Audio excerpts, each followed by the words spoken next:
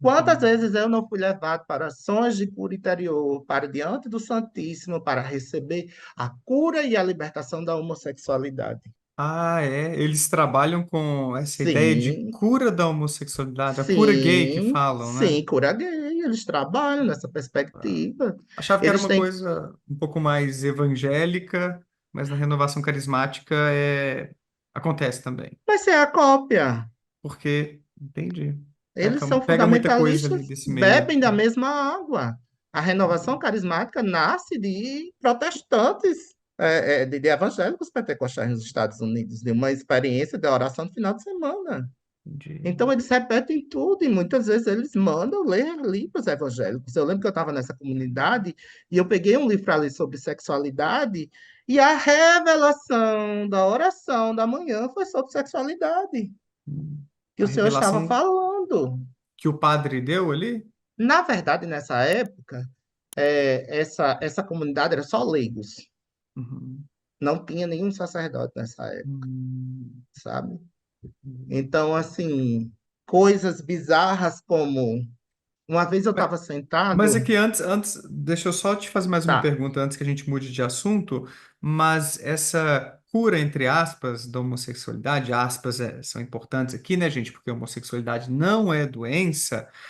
Como é que isso funcionava? Era mais assim, olha, Leilson, ore, leia esse livro, Deus vai te Hum. ajudar? Ou existia tipo um ritual, uma coisa um pouco mais tensa assim?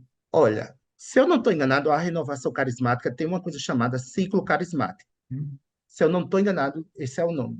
Que é louvor, adoração, palavra.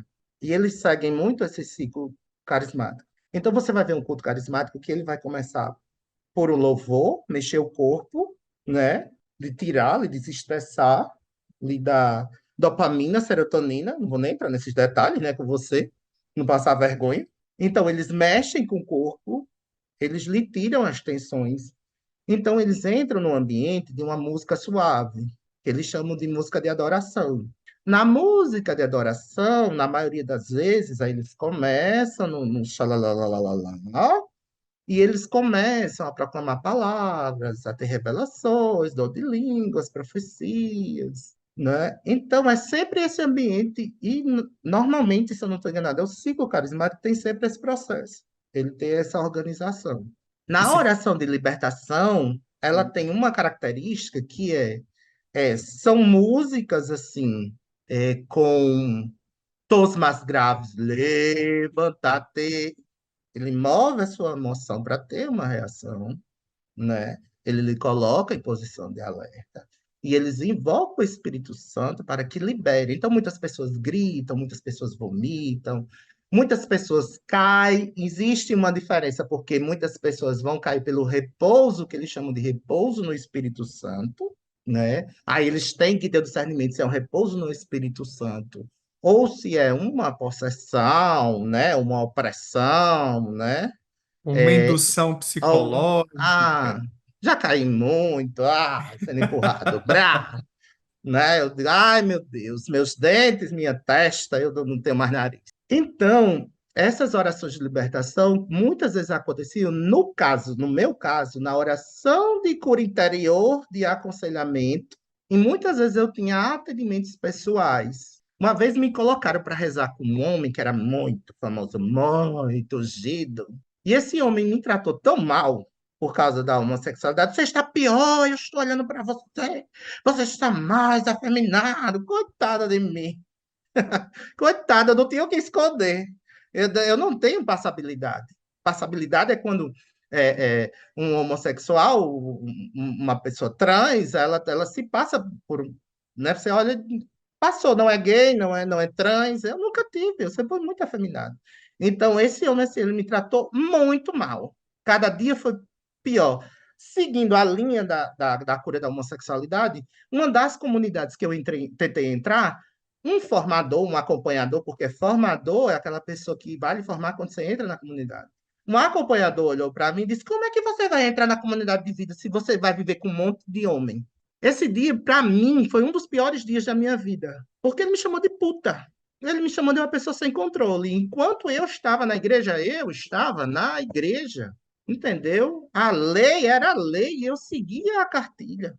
Eu lembro de um retiro que um rapaz tentou me beijar, eu saí para morrer, para pedir socorro. Porque nem todos acabam abrindo mão de viver sua sexualidade, né, Leilson? Muitos Nada, eu acabam. conheço muita gente de comunidade carismática que, quando eu era solteira há trocentos anos, né, que, como, como diz, eu esqueci o autor, mas ele disse que os gays veio para moralizar o matrimônio.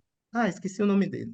Hum. Eu estou bem casado, bem monogâmicozinho, eu estou do jeito que essas igrejas inclusivas evangélicas gostam, que é outro engodo, na minha É, opinião, é simplesmente dizer que aceita o fachada, né? gay. Muitas É delas só fachada, fachada. é só para Estou dizer que ligado. aceita o gays, mas você tem que viver a castidade, você tem que viver, né? Você não pode ter sexo no namoro, eles reproduzem o mesmo discurso fundamentalista com uma Hum. capada de não, aqui você pode ser todo quebradinho do jeito que você quiser, porque, né, aqui aceita todo mundo. Então, assim, esse foi um dia horrível para mim. Uhum. Eu era muito fiel àquilo que eu acreditava. E quantas vezes eu não disse assim: será que não é melhor encerrar isso? Sua Será que vida? não é melhor o ciclo se fechar, né? Mas nessa primeira comunidade que eu fui, ela foi mais amena, porque um dia esse fundador olhou para mim e disse: você vai orar e você vai entender que é o seu espinho na carne. Hum. Paulo tinha o dele, você vai ter o seu, você tem o seu, então você vai conviver com isso. Você acreditava que poderia um dia Sim, deixar piamente. de ser homossexual? Você Sim, acreditava nisso? piamente. Eu não tenho nenhum motivo para estar mentindo. Piamente eu acreditava nisso. A primeira vez que eu beijei um rapaz, a primeira vez que eu comecei o relacionamento, quando eu saí da presença dele, eu pisava o chão, as pessoas riem disso, mas eu pisava o chão, porque a sensação que eu tinha é que o chão ia abrir, eu ia cair no inferno. Nossa, de tanta culpa e essa Sim, expectativa pesada que sim, colocaram na sua cabeça, né, sim. Leilson? Eu pisava o chão e eu ficava olhando para o chão. Nossa, Se não ia abrir, se eu não ia cair. Só eu sei o dano que essas pessoas me causaram, nossa, cara. sabe? E mais, assim, eu, como era muito teimoso, sou muito insistente, eu ficava batendo de porta de comunidade carismática para ver se eu era aceito, se eu era querido, se eu era amado, para ver se entendia que eu estava vivendo celibato, Uhum. entendeu? E eu volto a dizer, eu não precisava de igreja, eu não preciso. Eu Uhum. precisava de terapia, eu precisava de psiquiatria, eu precisava de saúde pública, eu precisava de uma educação libertadora. Sim, Eu não sim. precisava de doutrina. E de um ambiente que te Me aceitasse como acolhesse, você é, que te sim, acolhesse, né? Não é? sim, me acolhesse. E para fechar as bizarrices, em uma dessas comunidades que eu tentei entrar, um dia um cofundador pegou uma régua. Cofundador é aquele que funda com a pessoa, né? E ele pegou uma régua e olhou para mim e disse: e se eu batesse no seu rosto? Aí eu disse: eu fiquei calado, né? Se eu batesse no seu rosto? Eu fiquei calado. Ele pegou a régua e ele bateu no meu rosto, ele bateu, ele bateu, ele bateu no meu rosto com essa régua escolar. Ele bateu, ele bateu, ele bateu, que teve uma hora que eu peguei a régua e fui em cima dele. Aí vieram apartar. Mas ninguém veio separar ele. Ninguém veio dizer faça isso. Eles vieram apartar quando eu fiquei assim, numa raiva profunda. Sem contar quantas vezes eles. Eu lembro que uma vez eu cheguei lá e disse: só tem isso aqui para dormir, um quarto sujo, imundo. Eu tive que limpar para ficar. Sem contar uma vez que eu perdi a hora e eu fui acordar dos gritos por uma senhora que era de Deus e do Evangelho, sabe? Então, esses lugares são lugares, em boa parte, perigosos e que a própria CNBB, ela não está muito atenta, não, né? Ela não O que é a está, eu acho. CNBB? Comissão Nacional dos Bispos Brasileiros, porque são eles que determinam, fazem documentos. Então, assim, é um lugar que eu tenho a impressão que eles não dão muita atenção. Entendi. Essas comunidades. Sim, E é coisas tipo um terríveis. convento, a estética, assim, a Não, não, estrutura. às vezes é uma casa comum, mora mulheres Hum, de um lado, do outro, eles todos juntos, e tem hum, aquele fundador, e eles têm obrigações de assistir missa todo dia, de fazer evangelização, muitos têm centro de evangelização, muitos têm é, é, apostolados, como eles chamam, e as pessoas vão entrando. É isso. Entendi, entendi. E aí você viveu por um tempo numa dessas comunidades. Ainda bem que eu não entrei em nenhuma, porque no final a minha teimosia, o meu questionamento me salvaram. Uhum. Porque mesmo eu estando lá bitolado, um dia um certo fundador olhou para mim e disse assim: Você está sendo avaliado. Eu não contei conversa, virei e disse: Vocês também. Aham. Essa minha teimosia, essa minha persistência, agradeço demais ao meu transtorno de déficit de atenção e hiperatividade, que sempre me fez questionar e cansar das coisas e sempre questionar. Eu Uhum. comecei a ser uma pessoa, em uma delas, eu comecei a ser uma pessoa desagradável e não bem-vindo. Eu Uhum. recebi a proibição de não entrar mais lá, de não ir mais. E eu já fui uma vez para afrontar. Uhum.